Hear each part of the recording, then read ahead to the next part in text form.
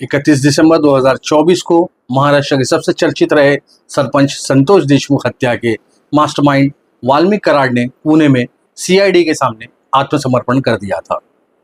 महाराष्ट्र के बीड जिले के मसाज गांव के सरपंच संतोष देशमुख की 9 दिसंबर को बेहद निर्मम तरीके से हत्या का मामला सामने आया था। सरपंच संतोष देशमुख को बेहद बेरहमी से लोहे की रॉड से पीट पीट कर मौत के घाट उतार गया था। उनके शरीर पर गहरे घाव साफ नजर आ रहे थे, जैसे किसी हिंदी फिल्म में हत्या का दृश्य दोहराया जा रहा हो। हत्या के बाद आरोपियों ने कथित तौर पर एक वीडियो कॉल के जरिए जघन्य कृत्य की जानकारी अपने बॉस को दी थी। इस बॉस का संबंध भीड़ के प्रभावशाली राजनेता और वर्तमान महाराष्ट्र के कैबिनेट मंत्री से जुड़ा है, ऐसे आरोप विपक्ष दल लगा रहे हैं। हेलो फ्रेंड्स, मेरा नाम है मलिक फरीदी और आप देख रहे हैं खबरें एक्सप्रेस। हम इस वीडियो में बात करेंगे संतोष देशमुख की हत्या और राजनेताओं से जुड़े तार और आखिरकार देशमुख के हत्यारों को कौन बचा रहा है। इस पूरे मामले को समझने के लिए हम थोड़ा पीछे चलते हैं। 6 दिसंबर को बीड जिले स्थित पवन ऊर्जा प्रकल्प यानी विंड पावर प्लांट में कुछ लोग यानी 6 से 7 लोग 2 करोड़ रुपए की फिरौती की मांग कर रहे थे। तब यहाँ पर संतोष देशमुख आते हैं और इन्होंने ये जो लोग फिरौती मांग रहे थे इनका विरोध किया था और बात तब हाथापाई तक का आकर पहुंच चुकी थी। घटना के 3 दिन बाद यानी 9 दिसंबर को सरपंच देशमुख अपने चचेरे भाई के साथ एक कार में सवार होकर अपने गांव की तरफ जा रहे थे। तभी 6 से 7 लोग वहां पर आते हैं और उनका अपहरण करते हैं और उनको बहुत ही बेरहमी से पीटते हैं और इसमें उनकी हत्या हो जाती है। इस अपहरण और हत्या के मामले में अभी तक 4 लोगों को पुलिस ने गिरफ्तार किया है। देशमुख की हत्या के बाद पूरे महाराष्ट्र में एक नाम चर्चित रहा है, वो है वाल्मीकि कराड। ये वही शख्स है जिसने 31 दिसंबर को सीआईडी के सामने आत्मसमर्पण किया था। वाल्मीकि कराड का नाम इस हत्या में और अपहरण के मामले में आने से भीड़ में बाहुबल और राजनीति की ताकत का उपयोग करके इस हत्या मामले के मुख्य आरोप जो है उनको बचाया जाने की कोशिश की जा रही है। ऐसा आरोप लगातार विपक्ष पार्टियों द्वारा लगाया जा रहा है। विपक्ष के साथ साथ भाजपा के भीड़ के नेता और एमएलए सुरेश धस ने भी इसका विरोध किया। सुरेश धस ने लगातार वाल्मीकि कराड समेत अन्य लोगों पर निशाना साधते हुए दोषी लोगों की गिरफ्तारी की मांग की है। जाहिर सी बात है कि अब महाराष्ट्र के बीड जिले में जो कुछ भी हो रहा है वो हर एक व्यक्ति इसका राजनीतिक लाभ उठाना चाहता है। यहाँ पर राजनीति जो है वो चरम सीमा पर है। देशमुख की हत्या के बाद ये जो वाल्मीकि कराड का नाम मास्टरमाइंड के तौर पर उभर कर आया है, वो कराड अब महाराष्ट्र सरकार में मौजूद मंत्री और अजीत पवार एनसीपी के नेता धनंजय मुंडे के बहुत ही करीबी रह चुका है। कराड गोपीनाथ मुंडे के भी करीबी रह चुका है।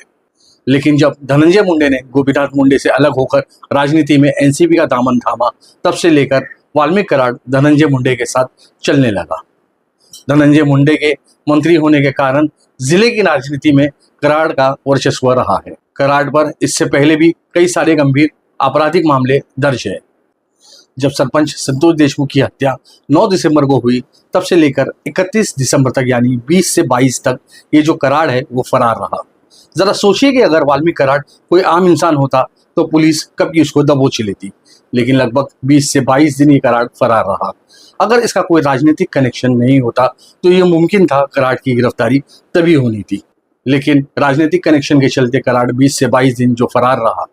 राजनीतिक सहयोग के कारण ही वाल्मीकि कराड को बचाया जा रहा है, ऐसे आरोप एनसीपी शरद पवार गुट और महाराष्ट्र के कांग्रेस नेताओं ने लगाया है। महाराष्ट्र की विधानसभा में भी संतोष देशमुख की हत्या का मुद्दा चर्चा में था।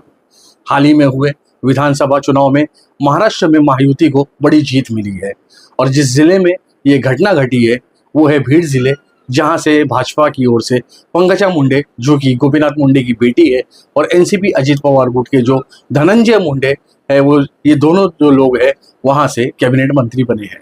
देखा जाए तो मुंडे परिवार का जो वर्चस्व है वो भीड़ जिले की राजनीति में हमेशा रहा है। इस घटना के बाद मंत्री धनंजय मुंडे के इस्तीफे और वाल्मीकि कराड की गिरफ्तारी के लिए भी भीड़ जिले में बड़े पैमाने पर प्रदर्शन किया गए थे।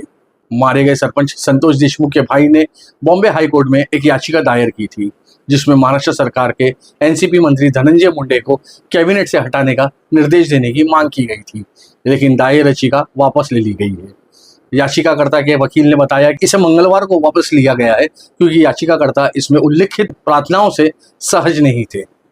उन्होंने कहा कि याचिका में धनंजय देशमुख ने यह भी मांग की थी कि मुंडे के करीबी सहयोगी वाल्मीकि कराड़ का नाम सरपंच की हत्या से संबंधित एफआईआर में दर्ज किया जाए। धनंजय देशमुख और मृतक सरपंच की बेटी वैभवी ने मंगलवार को मुंबई के मुख्यमंत्री देवेंद्र फडणवीस से मुलाकात की और मामले में न्याय की मांग की। उन्होंने उन्हें ये भी बताया कि मामले के आरोपियों का पिछला आपराधिक रिकॉर्ड रहा है और कार्रवाई की मांग की। धनंजय देशमुख ने कहा, सीएम ने हमें आश्वासन दिया है कि इस मामले में शामिल लोगों पर कानूनी कार्रवाई की जाएगी। इस पूरे मामले के बाद भीड़ जिले का अगर हम सामाजिक इतिहास देखा जाए तो यहाँ पर देशमुख जो है जिनकी हत्या हुई है वो मराठा समुदाय से है और ये वाल्मीकि कराड़ जो है वो वंजारी कम्युनिटी यानी एक ओबीसी समुदाय है उससे आते हैं। ये पूरे भीड़ जिले में जो है वो हमेशा वंजारी अगेंस्ट जो है वो मराठा समुदाय में टकराव देखा गया है। लोकसभा चुनाव में भी यहाँ पर दोनों समुदाय में टकराव हुआ था।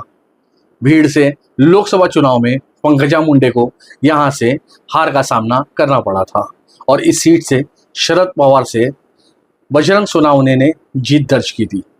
फिलहाल इस वीडियो में इतना ही। देश और दुनिया की तमाम खबरों के लिए आप देखते रहिएगा खबरें एक्सप्रेस।